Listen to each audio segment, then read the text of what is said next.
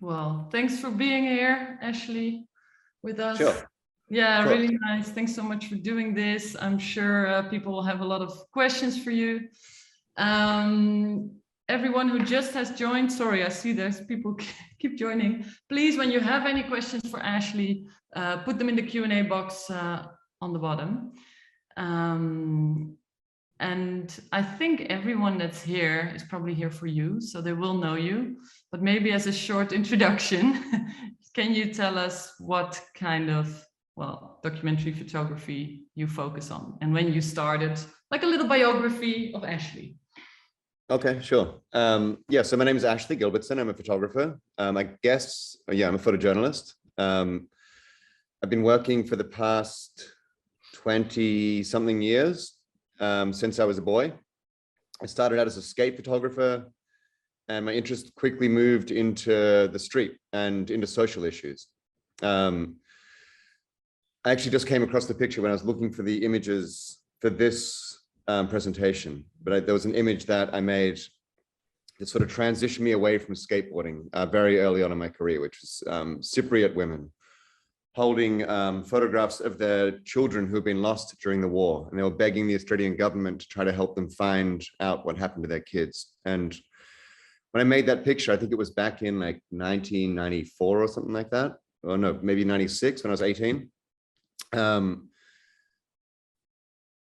The importance of that image versus all of the images I had made prior pushed me into, you know, what I'm doing now.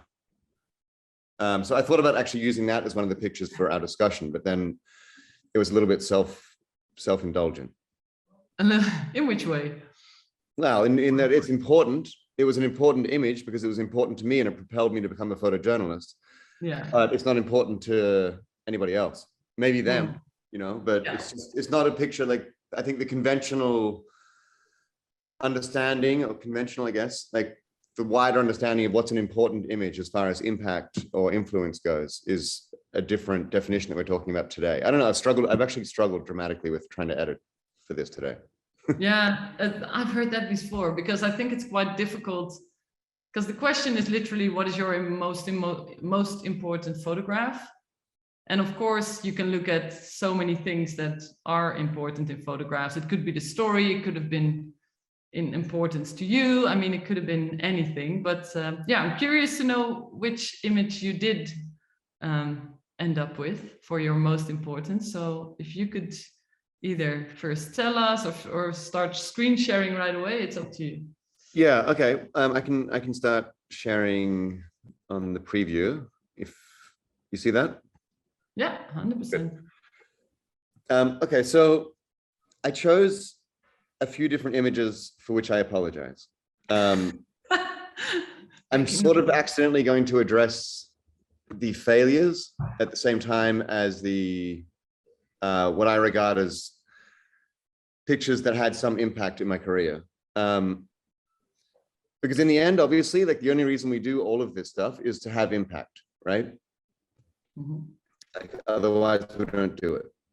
So I don't, like, I know that this picture, for example, this is an image of a United States Marine in Tikrit in Iraq in 2003. This is just after the invasion had taken place. And Tikrit was the last major city in Iraq to fall. So this is the moment when the Americans thought that they had won the war. And this, I mean, honestly, I made this picture. I was and still am a photojournalist that didn't really know what he was doing. So I'm learning, I'm very curious, and I'm learning as I go, and I'm speaking to everybody as much as I possibly can and reserving judgment and just trying to be as honest and as open as I possibly can be. So when I got to Tikrit, I went around and there was so many photographers there, you know, all of these big shots and people that I've looked up to, and I was freaking out. Like you would turn up and you would see the Americans doing like their house to house clearing, and there'd be like 40 Marines about to kick in the door of some house, and across the street, 20 photographers. And I'd be like, oh my God, what, like, this is, I've got no place here. So I went to one of Saddam's old palaces, and well, one of his palaces that they had occupied. And I walked inside and I found these Marines doing like tourism. They were just going around like room to room and looking at the beds and the carpets. And this guy said, I've always wanted to do this, and jumped up on this banister and slid down. So when I got back to my hotel where I could send pictures, I sent this one through to my photo agency as a silly postcard, as a silly, funny picture. Wow. I didn't think it was an image that I would ever like file. It was literally just a silly, funny picture. And the next thing I knew, it had been featured in Time magazine in double page spread, and then selected as a picture of the year in the magazine. And since then it's gone really viral. Like it just keeps coming up over and over again. It keeps being used in memes. It's used to illustrate different examples of what took place during the war. And one of the things that I liked about it, well, besides it just being a moment of joy and a humanizing moment for, in this case, a Marine, it's an image that's been used by various people to prove different points. And I think that that's one of the gauges of successes that we have as photographers. When you can make an image that hopefully creates some question and curiosity, but also doesn't necessarily prove one point. So if I've got a picture like this, that's being used by, let's say, people who supported the war to say, like, look at the great thing that we did in Iraq. And then the same picture that's being used by people who don't support the war to say, look at the naivete of the Americans who went into this place without right. So I think this, you know, in that grand sense, like this picture represented a lot. And on a more personal sense, it's definitely one of the most important pictures I've made, because it's, I hate to say this, and I sort of always hate this picture for this reason, but I guess we all need one of these at some point. It launched my career.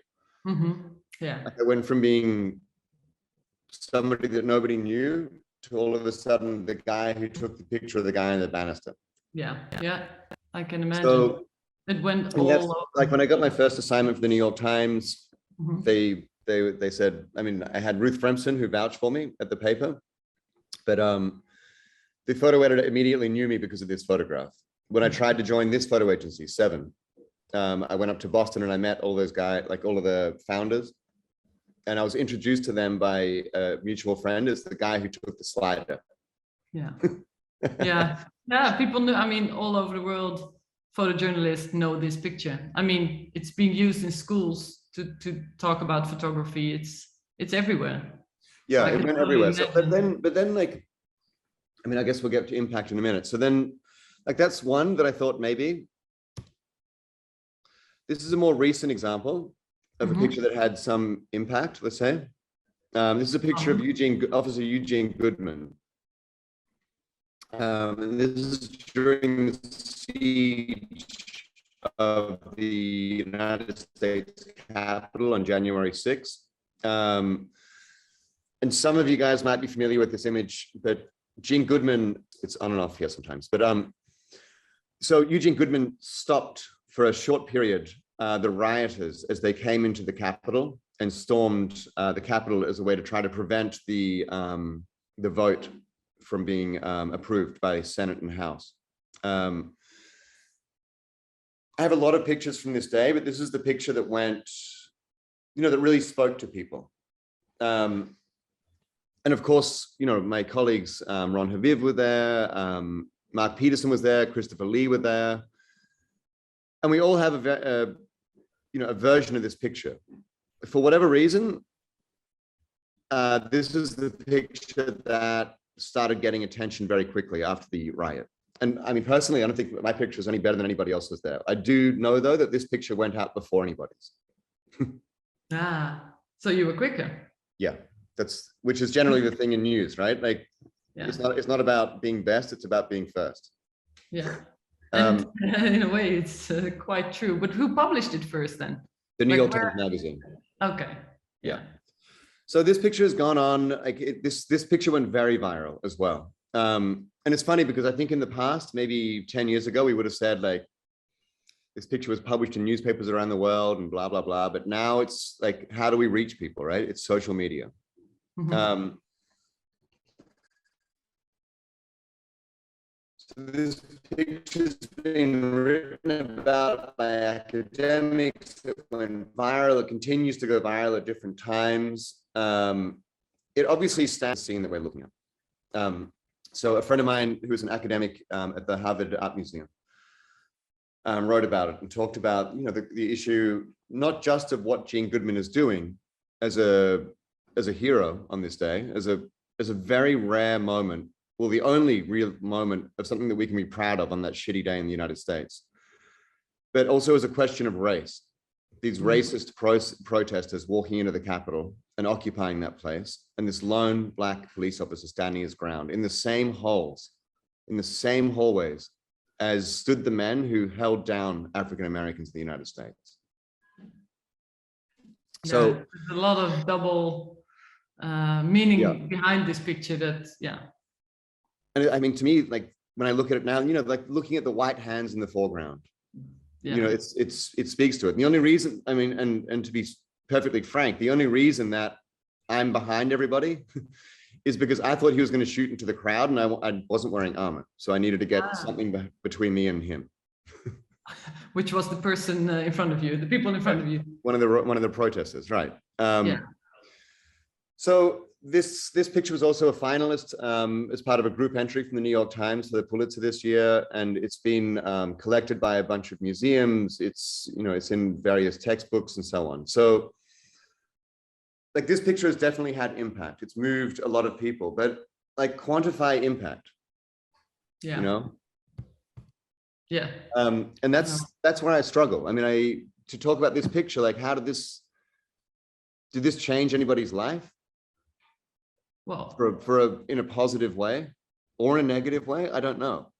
Like I can't answer probably that. It has, of course. Maybe, but like we can't, there's no way we can gauge can't quantify. No, you don't, of course. Don't people reach out to you though?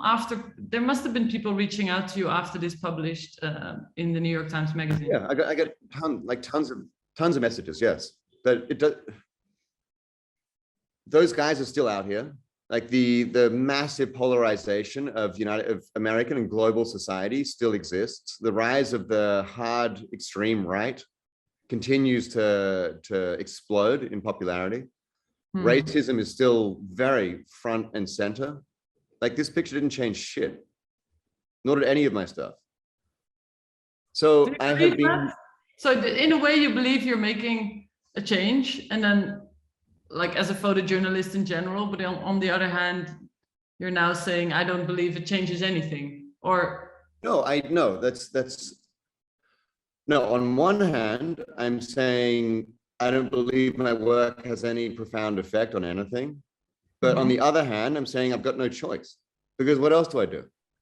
Like I'm not getting into politics. I'm not qualified to do anything else. Like the only gift that I have been given or I have worked towards is using photographs as my language to try to amplify the voices of the people that I see in the world, or to try to cast light on things that I think are problematic. But I feel the images that came out that day did change. It shifted something in the thoughts of many people, I feel. But I don't know, I'm not an American, but these pictures went all over the world. I don't know. You're right, you can't quantify it. You don't know. Except in the times that you can, right? So I was in Ukraine earlier this year. And this is not normal. Like this is not normal for me, but I had just come from Congo, where I had finished another story about deforestation of the Congo River Basin. and I came almost immediately to Ukraine. And I went from city to city, and I met with Ukrainians, and I came across this boy, Danilo. So he's 13, and his is his house. So he was living on a front line between the Ukrainian and the Russian militaries. The house, well, first of all, his mother got shelled on the street, and so she went to the hospital, and she was going to lose her foot. That was going to be amputated. They couldn't afford medical treatment. While his mother was in hospital, his house got shelled, and then it got burnt down. All of the male relatives in his family, including his father, were on the front line in the east. And then he just had his grandmother to live with. But they had to move out because the house was now burnt to the ground. The cat that you can see in foreground then gets hit by shrapnel. And then Danilo and his grandmother have to move behind Russian lines and live with a stranger because they've got nowhere else to be. So out there, listening to his story, I'm on assignment for an NGO, well, actually for UNICEF. And I was going to do a fundraising campaign for UNICEF, which I did. But hearing Danilo's story, meeting his mother in hospital, like this is the first time that he had seen his mother since she was injured. It was too dangerous for him to actually get to hospital to meet his mother. And this proud, strong young man who was really charged with looking after what was left of his family. He walks into the hospital and starts crying like this with his mom. And you could see like this strength, this internal strength in this boy who was being forced to grow up far too quickly in this awful environment. But now in this image with his mother, you can see the vulnerability of him as well. And so in a case like this, I made the decision to do a fundraising campaign for him. Oh, you did it specifically for him instead of for UNICEF in general. That's beautiful. Right, so I did both. So we raised $5,000 for him, $5,000 for UNICEF, separately. Wow. And so as a result, his mother received the medical treatment that she needed, and now she's out, like very, very recently, actually last week, she's out of hospital, and she got to keep her foot as a result. Like the people, the people, our readers, the people that support the work that we do supported Danilo. So I think as far as impact, to me, like that's impact. Yes. People that support our work, people that support the stories that we tell, support the victims of these places that we go. It's so amazing when that. So to me, that was really, profoundly moving. Yeah. Are you still in contact with them? I've been thinking more about, so that's another way of doing this. And then on both a personal and professional level, to me, the only example really of an image that is important, that had impact both in my life and a broader impact, is this one, which is shot in 2004 in Iraq, and it's called the University of Jihad Motherfucker. It's an insurgent that the Marines had shot during the Fallujah offensive, which is why you can see the patch on his back and the blood coming off him. Yeah. But I went into conflict with the idea of trying to understand how we could pick up guns and try to kill each other. Like what it is that drives us to do that. Because if I could understand that, then maybe I had a chance of stopping it. And I tried and I tried and I tried, and I don't think I really understood until I did. And it was go to war. We're not fighting against, it's not Ashley versus Ilvy. It's a concept of who I am and what I represent versus a concept of who you are and what you represent. It is not an individual. It is an idea and a philosophy that you're fighting against. It is an intrinsic core belief that you're fighting against. This photograph is not, Muhammad, who grew up in, I don't know, Ramadi, and has 3 kids and a wife at home who love him dearly. And he's standing up for what he believes is his country to be liberated from Marines he has shot.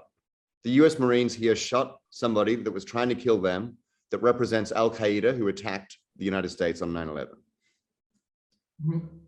And the Marine, the silhouette above him, I mean, neither of these people here are identifiable.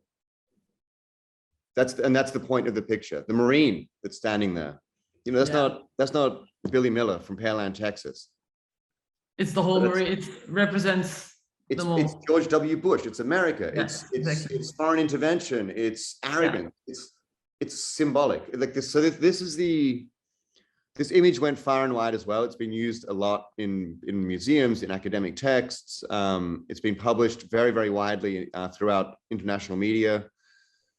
So to me, like from a personal standpoint, trying to actually express the little bit that I learned about war, this is the picture that I got close to it with. And then in addition to that, it's an image that got a little bit wider as circulation and hopefully impact on people. So I think to me, that's probably the only one that I would select in answer to your question. Sorry, that was a half an hour long answer to it. Yeah, sorry. So out of these images, 3, right? We had 3. We had the sliding, we have this. Yeah, one. It's 4. So it's the slider. Oh yeah, of course, this Goodman, one as well. And then Danilo. Yeah. And then that. So I love all of them and I know all of them. And that's not because you're a colleague within 7. It's because all of these images moved across the world at a very rapid speed. Like you see them literally, like you say, you see them popping up everywhere, especially the sliding one. And the one from the Capitol are images that you literally see in memes, in textbooks, in museums, everywhere. It's everywhere. So I'm curious to know, because you mentioned when we started that there was a failure in all of them. But what I'm still trying to grasp, because I have the feeling you are mentioning that because you feel it's a failure that the world is not changing because of our or your images. Yeah. Is that the failure part that you mentioned? Yeah, I mean, you said like your second question was an image that you tried to make and failed, right? Yeah. So I feel like, I mean, to me, I feel like that's all of my work. I mean, the only important picture that I have to really make is the next one that is hopefully going to be successful. Like none of the work that I have done has achieved, to me, any level of success that I require in the work. Like I'm not doing this job because I want to be in some fucking cool kid club with a bunch of photographers, or because I want to be a voyeur to historical events. Like I'm doing this because I have a very firm, I have absolute conviction that we can be better as human beings, that we can be less racist, that we can be more fair, that we can share what we have, that we can stop treating other people like shit, that we can like make a decision, go and buy a shirt and try to buy something which is produced ethically rather than a shirt that is like fucking workers in Bangladesh. Like that we can make a profound change. I'm constantly trying to do that with all of my work. I don't think any of it actually has any real effect. I don't think any of it has led people to, I don't know, trying to find an electric vehicle that has cobalt that's sourced from Congo about cobalt. It had some effect on the industry, but barely. I mean, my work in war, like I did a series on bedrooms of fallen soldiers as a way of like trying to humanize and personalize who it is that fights and who it is that's lost. Because I recognized as a result of this image that the only way to combat war, the only way to combat actual combat is to humanize and personalize who it is that's fighting. Yeah, I agree.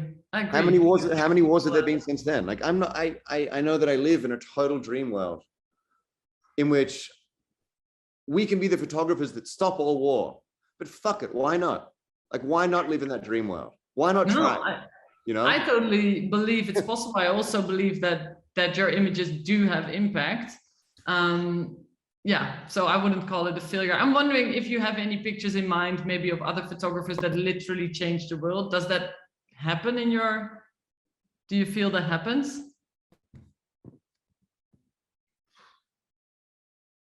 Gosh. I mean, yes, like It sounds you're being a bit tough on yourself, like, oh, the work has not changed the world. I believe your images have impacted people, and therefore it makes changes, kind of like the butterfly effect. You don't know what it. Right, and that's the world in which, like, yes, I agree with you, Ilvy. Like, that's the world that we occupy, right? Like, we have to hope that the butterfly effect that we are responsible for has a positive effect.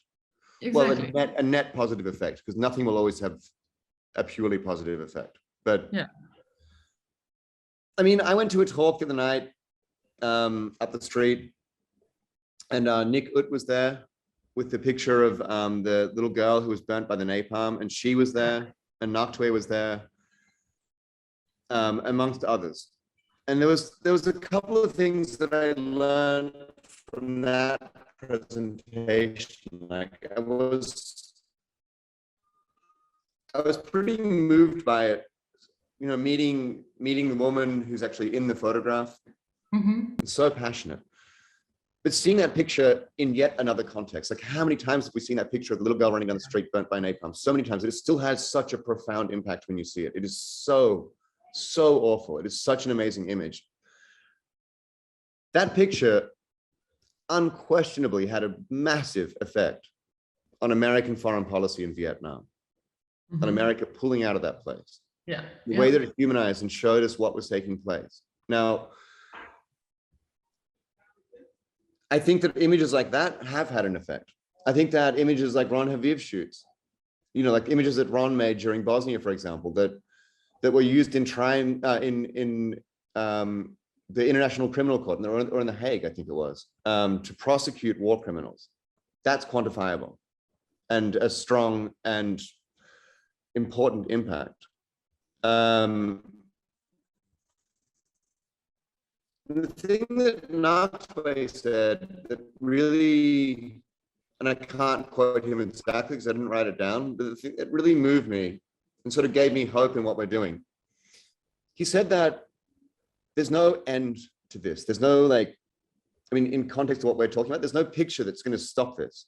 There's pictures that you might make that will have some impact on stopping the thing that we're looking at. And whether that's the war in Iraq, whether that is polarization of politics and the rise of the right wing, whether that is a refugee crisis, these images may have some effect on that particular issue. But as soon as, like, you're not going to stop all war, you're not going to stop the problem, the difficulty of global disparity. As soon as you've taken a picture and done a story that maybe has some impact, you're moving on to the next thing. Because as soon as one thing is resolved, another thing begins.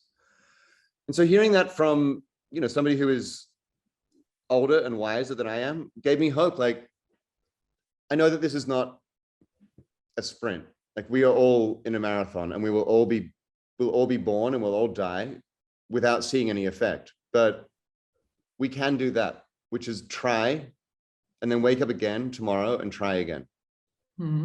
Yeah, that's so true. And sometimes you really feel like, oh, okay, here we go again. I don't know if it's gonna work, or I don't know if it's going to have the impact that I want.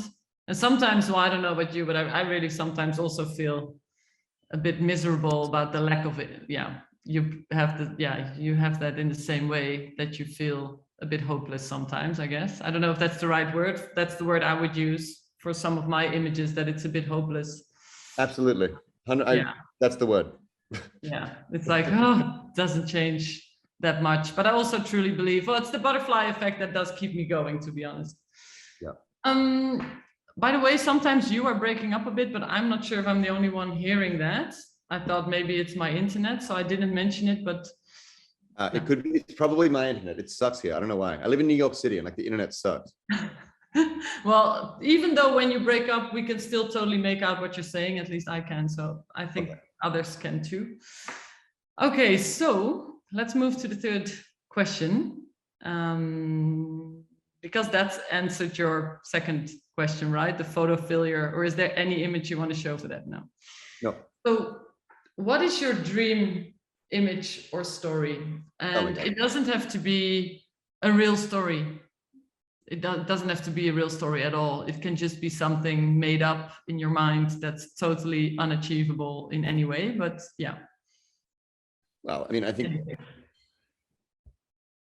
this one I've been trying to find a way to elaborate on my answer, and I don't know if there is any way, but my dream photograph is one that changes the world in a profound and positive way. Like the napalm girl image. Right. I mean, you were covering the crisis, like the refugee crisis in 2015 and 16 in Europe. I mean, a lot of us were, right? Yeah. Seeing how those men, women, and children were being treated by Europeans. Horrible. Fuck that. Yeah. Totally. Absolutely disgusting, outrageous. And we can look at ourselves in the mirror and call ourselves human beings. When we act like animals towards these people who are the most vulnerable, the most desperate. Yeah. Yeah, it was really. My dream assignment is to like make images on that, is to see you make images on that, is to see my colleagues that make people say, oh my God, they're just like us. Yes. And that could be us one day. Yes. It doesn't happen. Yeah. It doesn't happen, except I want that. That's what I want to happen. My heart, since I've been a boy, has always been rooted in trying to telegraph this idea that we all share the same hopes and dreams and fears. Mm-hmm. Regardless of how we look, we should treat each other with kindness and with dignity and with respect. I will continue to do that until the day I die, but I don't, no matter how hard I try, it doesn't seem to help. I've been working for over 20 years. Look what's happened to society. My focus always comes back to the same thing, which is the world's most vulnerable, which is refugees. For me, refugees. Look at refugee policy around the world today. It's much worse than it was 20 years ago. We have a fence built on the Mexican border in the United States. I know. We have fences built on the European borders. We have border guards in Poland stopping blacks from Africa coming in, but allowing white people to come in. Mm-hmm. So sometimes I look back at the work that I've done and I say, maybe I've actually caused more problems because policy has just gotten harder and harder. Well, I wouldn't say that. Well, I don't think it's because of you or us or photojournalists. I think in general, right. I don't know how it happened, but society is becoming more right. Well, I'm talking about Europe now, but it's all over the world, I think. And I don't know. It feels a bit hopeless at times, but I also always try to keep it those same, like showing people that they are the same people with the same hopes, dreams, and fears. I always tell people that when teaching as well, like that's what you want to achieve in an image, but somehow the them and us kind of, it's difficult to show people that we're the same.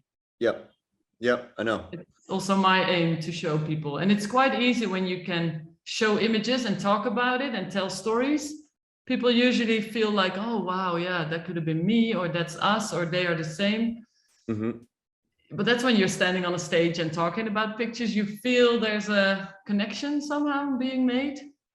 But it's more difficult when the pictures are newspapers with the story somehow. I know, and this is where I have some of the, I don't know, like I think a lot about how we communicate and how we, like our jobs as photographers, right? Like, yes, traditionally it's to work with the media outlet and publish and hope that there's going to be some big impact from the image. Yeah. But then I sit down with people like you and with like those of us that have joined today, or I sit with somebody at a cafe, or I do a presentation at a museum, whatever. And like these sorts of events sometimes feel like they have more effect than like the big splash in the newspaper or the magazine. It's true. Yes, it's true. I agree. And I wonder, you know, like maybe like, I don't know, like, and I know like our in the communication, diversity, not diversity, sorry. Well, yeah, like diversifying your message. So you're using education, you're using exhibitions, you're using presentations, you're using media, you're using social media, like traditional media and social media, like every single part of it hopefully has some effect. Hopefully.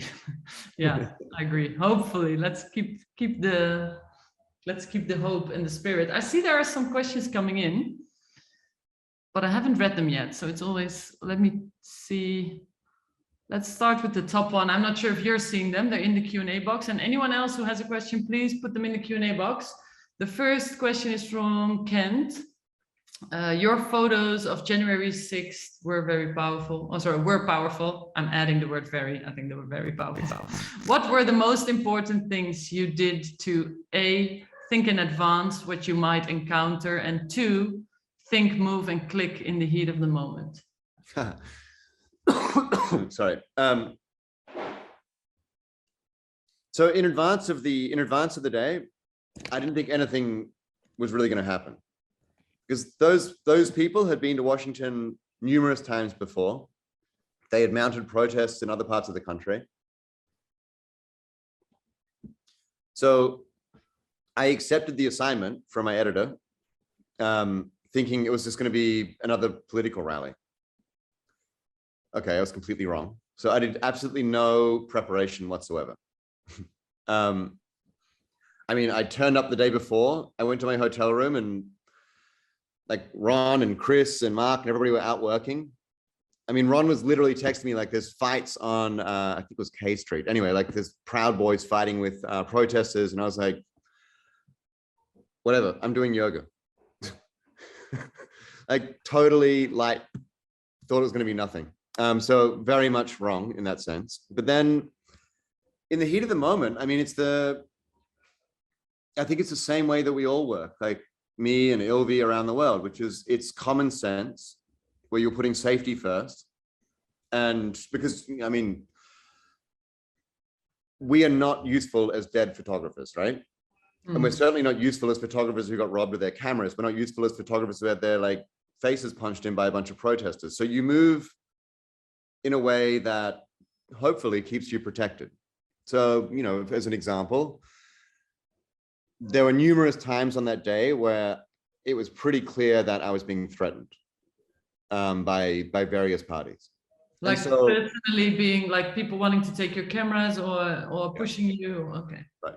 So in those moments, you do your best to get out of the situation. And you can usually guess when that's about to happen. Sometimes you can't and you're just grabbed and that happens, except I guarantee that every single person in this, you know, in this presentation, everybody who's listening and you and I both have been in the situation in which you see a look. Yeah. And that could be at a bar. Like everybody here knows that look. It's a thing that happens and it's a split second and you know that person is going to cause trouble. Yeah. And so to me, that's when I leave. I move on. And sometimes it's worth staying because the picture is very, very important. But largely it's not worth staying because there's a picture somewhere else. So I think that answers it, right? Yes, I think it does. And I think you're very right. It's with myself, I usually notice that I'm sometimes triggered or not triggered to stay. When I see that kind of happening, I'm like, okay, I want to stay. But in the end, it's usually not worth it. Right. It's usually you'll either lose a camera or worse. There's another question coming in from Nika regarding what was discussed about the impact of photography. In your opinion, what is journalism for, or what should it be for? I love this question. Yeah. I'm happy you're getting this question, not me. not easy. This is funny. I was just talking about this last night with somebody. Oh, well, that makes it a bit easier. So journalism, first and foremost, for me, should be an honest and factual accounting of history as it's taking place. As photojournalism goes, it should be produced with integrity and with as close to objectivity as we can. I mean, I don't think that we can be objective, but we can certainly be honest and curious. So when I'm running around in the Capitol on January 6th, like, I'm still operating with curiosity. I'm not going to argue with anybody. I'm not going to shout at anybody. I mean, if somebody punches me, yes, I'll punch him back and I'll shout at them. But that's, as far as conversing goes, I will listen. And I will try to photograph it as I see it, as representative of what I am seeing as a news photograph as I possibly can. So journalism should be a factual record of what we're seeing. But beyond that, and like what it is and what it should be, to me, are the same thing. Like we can only answer for ourselves, right? Like the only person we really know and the only person that we can represent is me. I think that 7 represents a broader idea of what we believe the world should be and what we believe journalism should be, and which is why I'm part of this agency. But what it should be and what it is a public service. First and foremost, this is a public service to hold people who are acting in a way that is taking rights away from the vulnerable, holding them accountable, and shedding light on people that don't have a platform that we have. Shedding light on the issues that they face and trying to, well, hoping that that has some positive effect on their lives. That's a beautiful answer. Did we all write this down? I hope someone did. No, it's all being recorded. Thanks, that was beautiful. There are 2 more questions. Oh, 3 more questions. 4. Okay, we're gonna run out of time, but we're gonna try to get to them. Jack is asking, do you think we are desensitized? Is that the word? Desensitized. Desensitized, okay. In any way to images showing human conflict due to the vast quantity and daily access we have to it on social media? Very interesting question. And how do you feel about, oh, that sentence. However, at least it is possible to clearly document the events that are happening around the world. I think there's a part missing there, but let's go to the I think I get it, yeah. You get it? Okay, good. I do think that we're desensitized to images showing conflict. I mean, there's no question. I think Simon Norfolk described images coming from, including mine, images coming from the Iraq War at one point as an open sewage pipe spewing forth images, which is a lovely compliment to receive from a colleague. There are so many thousands, tens of thousands of images being produced at any given time of anything that we're looking at, including conflict. So yes, like we're going to be desensitized. But that, to me, creates a space for photography, which is more narrative driven, which is more personally driven. I mean, like the stuff I was talking about before from Ukraine, when I had a conversation with my editors at UNICEF about that, we outlined clearly what the goal of the work was, which was to very much personalize who was most at risk and what their stories were. So, I have colleagues who are doing very, very, very important work, which is like on the hard front lines, where there are soldiers and where there are tanks and where there are people, dead bodies on the streets, vital images. But in this case of Ukraine, I didn't see my role as being in that space, being on the frontline space. I could see that my colleagues were there and they were doing very powerful work. And I could see that maybe where there was a slight hole in the coverage in that moment was more on the rear lines, like a kilometer away from the front line, away from the fighting, except the people who have been very, very dramatically affected by it and trying to tell their stories more at length. So I think that we can create a space for empathy, and that really powerful images of difficult conflict, they're going to continue to have power. But yes, of course, we're desensitized. And then is it possible to clearly document events that are happening around the world? No, it's definitely not possible to clearly document the events happening around the world. Like, I am one human being that will give you one perspective on one story. And almost always across the board, with very rare exceptions, that is somebody else's story. It's not mine. I've always got a plane ticket out. I've always got this apartment back here in New York. Well, unless I don't pay rent. I'm always going to be from a different background with a different understanding and a different cultural perspective.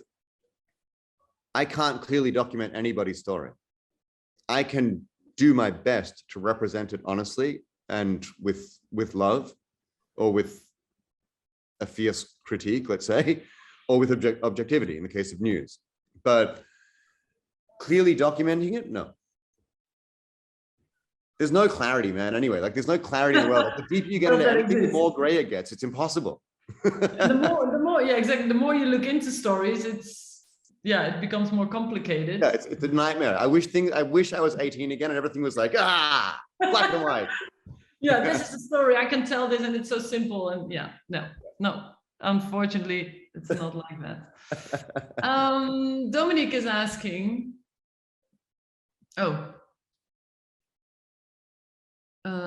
This is more, Dominic, it would be great if you could email this question actually to us at, I don't know, there must be a general email address on the 7 Insider website, I'm sure. If you could reach out about this, that would be lovely. I'm sure it should be fine, but I don't know, to be honest. Paolo, hi Ashley, on the lighter note, how do you combine, I love this question, how do you combine running and smoking? So people who know Ash quite well knows he's a runner, and he also takes pictures of running, like extensively, right? And you're a smoker, please tell me about this. That's what Paolo is asking. I'd love to know too. But there's no answer to this. You just, like, I do it. I bet some of you guys like drink like fish and then like go out and do like crazy cycling. Okay, fine, it's my lungs, except like I could run faster if I didn't smoke, but I love smoking. And I love running, so I just do both. You just combine. Perfect. There we go. Oh no, there's so many. Okay, let's do it this way. I'm gonna ask you my last question. Okay. Yeah? Because otherwise I'm not even getting my 4 questions in. That's impossible. And then if we have time, because we have to end at like 5 past the hour. But then we'll go back to the questions. So thanks guys for asking so many questions. It's actually really lovely, and we're gonna try to get to them. So Ash, my last question to you is, what advice would you give your youngest self? Oh man. Come on. I don't know. I mean, I thought about this. That's a short answer. Yeah, work harder. Don't stop. Work harder? Is that your advice? I'm surprised. You know why? I think you're working like crazy. Right, except it's not hard enough, right? I don't know if you feel that way. When the newspaper is filled with like stories, like, look, I was in Australia recently, visiting my family, seeing friends. I had one really dear friend who said, you know, we were talking about happiness and how Australia is, and he said, well, I guess I could be happier. When we get that response from everybody we meet around the world, then I've worked hard enough. Mm-hmm. And yes, I'll work really hard, and you work really hard. We both work really hard, except it's not hard enough if it's still fucked up everywhere we seem to look. Every time I pick up a stone, there's like some tragedy underneath it. Yeah, that's true. I would love to get to a point where more people around the world are saying, well, I could be happier. What an amazing response. Yeah, you're right.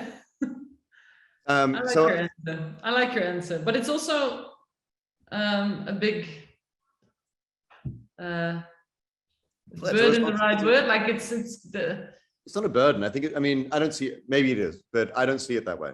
I see it as a sense of responsibility. Like, we live in a world that we share with billions of other people. So in the same way that I share with you, in the same way that I share with my family and my friends, why can't we do that on a more global scale? Yeah, true. Very true. I agree. I agree. Thanks for that beautiful answer. Let's see how many questions we can get to from our Q&A.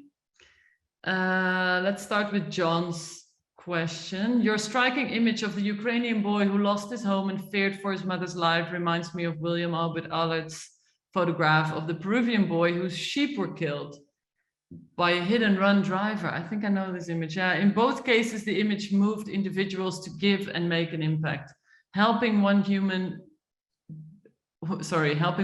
being feels attainable, whereas stopping massive issues like racism, war, famine, fascism can feel so overwhelming to the viewer. Maybe that's the answer.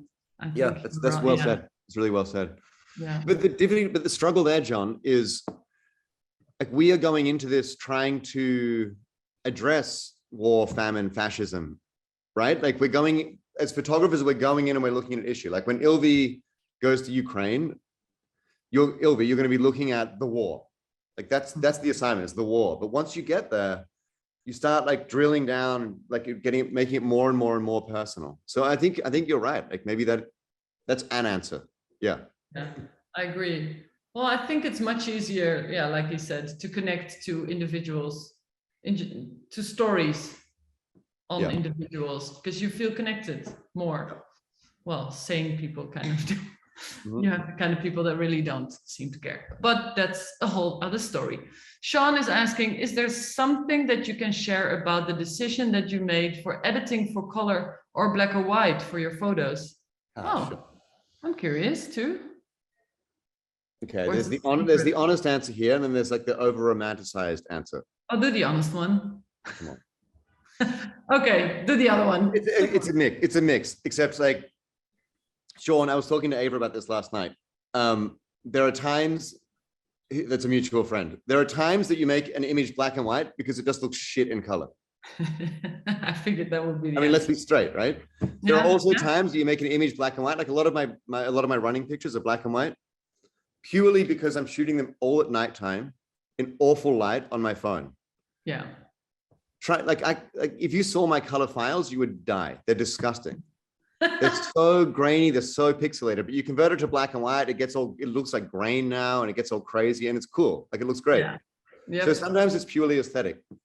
I mean, it's always aesthetic, right? But there are other moments in which I think that black and white actually lends itself to pulling information. I mean, millions of layers of color, right?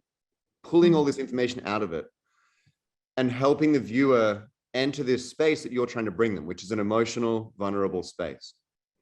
So I'm looking at images on my wall now from the zine that I'm making. Some of them are color, and it doesn't take away from the emotional content, and some of them are black and white.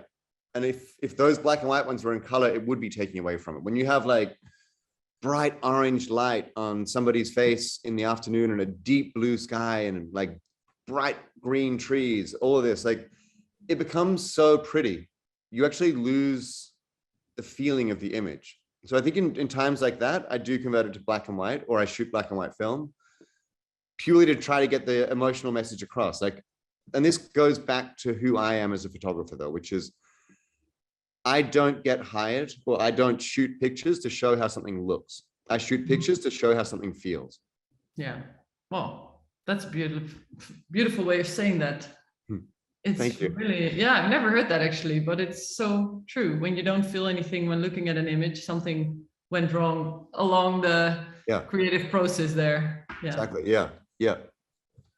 Oh, there's more questions. Yeah, thanks, Ted. I didn't understand your question, but I figured there was a spelling mistake. The question is, I saw you on Creative Live. Do you still get tongue-tied when you approach young women for a photograph? What is tongue-tied?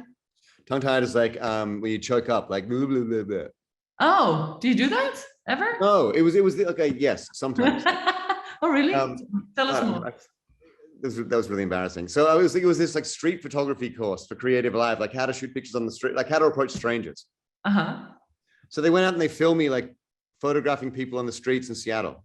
Oh, that's so difficult when they film you when you're photographing. More difficult, right? Yeah. Yeah.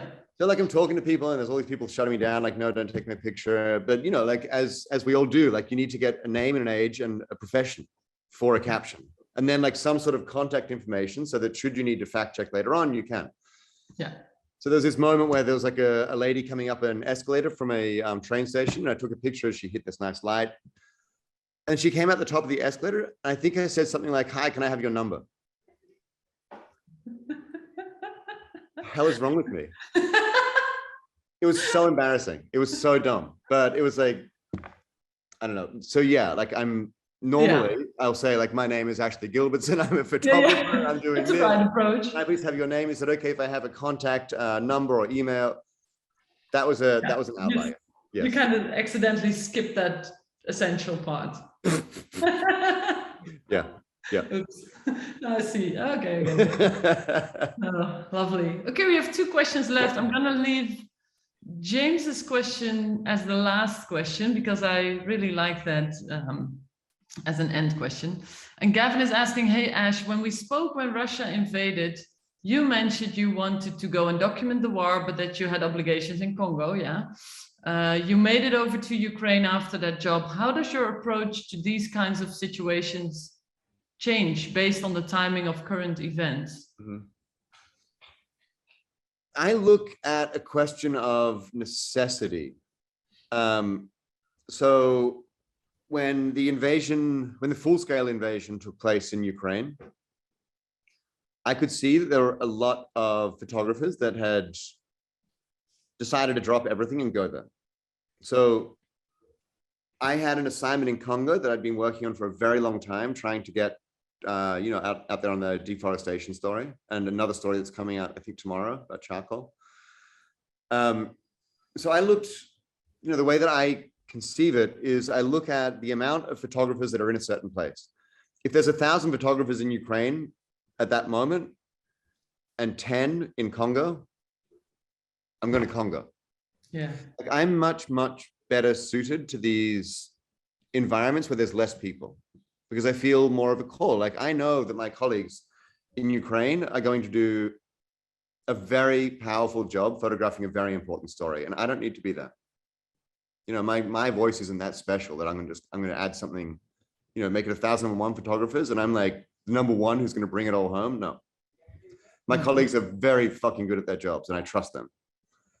But I see that my colleagues don't have the same opportunity to go to Congo in this case. So I went to Congo, and then I went to Ukraine afterwards as people started leaving a little bit. Yeah, because that happened quite quickly as well, right? Yeah. Or quickly, yeah. I would say quickly. I would say quickly, yeah. Yeah. It's but it's interesting. I think that also comes both ways. All the photographers are there. The media have a lot of attention for Ukraine, and then it's not only because the photographers that are leaving that makes the story. I mean, it's also the newspapers printing less about Ukraine, and then you kind of have to leave because no one is taking your images. Exactly. Well, then this is like that goes back to the desensitization question. Yes. Yeah. It's up. I mean, and this is where it comes. Like it becomes up to us to find alternative angles on a story that has become too familiar. Yeah. Yes. I mean, us as media, yeah. Something that connects you to the story, that makes you understand how dire it is and how painful in a different way. To be that person in a different way. Yes. Yeah. That's what it's all about. It's not easy. Okay, the last question is for James, and I love this question because I've had to deal with this sometimes as well. How do you prevent yourself from becoming too involved in a story that you lose objectivity? I don't prevent that at all. There's no way I'm going to there's no way I can turn off my feelings. No. To something that I'm covering. I can be cautious with my responses to how I'm feeling, but I can't be objective. I mean, I tried for a long time, but I can't be. Like I have a human response to the stories that I'm covering. So the best I can do is be honest about that response, which is fair. So do you? No, go ahead. Yeah, I can't. Like define too involved. What is too involved? Is Philip Jones Griffiths going to Vietnam over and over and over again too involved? No, I mean, I don't think so. Is helping people too involved? Well, no, obviously no. Can you? I mean, sorry, like from my perspective, no. Can you help a person? Let's say you're on assignment for New York Times and you want to help a person in some way. Yeah, I mean, like on the Congo story, for example, like we were on a boat going down the Congo River, photographing these logs that were floating on the river. As we got closer to Kinshasa, we were still maybe 100 kilometers out, maybe 80. We came across a little float of these logs, and there was a little girl in this tent that they had built on top of the logs, who was very, very, very sick. And the parents were like, we don't know what to do. We're still a week away from, because they just float. We're still a week away from the hospital. So we took her on our boat, took her to the hospital. Of course you can help. Yeah. So the answer to James is there's no way of becoming too involved. Well, I don't like, I've got no fear of being too involved. Like I want to be involved. I mean, defining how much is too much. I'm not going to sleep with the subject. I'm not going to like pay for a story, but like my empathy and my heart is something that I share with the people that I'm photographing, and that's not going to stop. And do you then? Sorry, go ahead. Yeah. Sorry. I mean, like I will aspire towards objectivity, but all I know that I can really answer is honesty. Do you see yourself as an activist? No. Okay. I was just curious. The question is quite in line with this as well. There are many journalists that are photojournalists as well, and I've never felt like I am an activist. I don't see myself as one at all. But I was curious to know. Yeah. Ash, we could go on and on. I would love to. And I think the people in this chat also would have loved to. I don't know if you've seen it, but there's a lot of love coming into the chat as well cool. For you, people sharing links. And yeah, it's quite unusual to have so much response. So I think the fact that you're really sharing from your heart is doing a lot to people. I see the chat just filling up. Thank you. Thanks for being here, everyone. But yeah, Ash, thanks for being here, for sharing all that you did and for being so open about all of this. It was really beautiful. It was touching to hear you speak about the way you work and how much of your heart goes into this profession. So thanks. And thanks everyone for listening. And please check the 7 Insider website for all the next things that are coming up in the upcoming months. Thanks, Ash. Thanks, Ilvy. Thanks, everybody.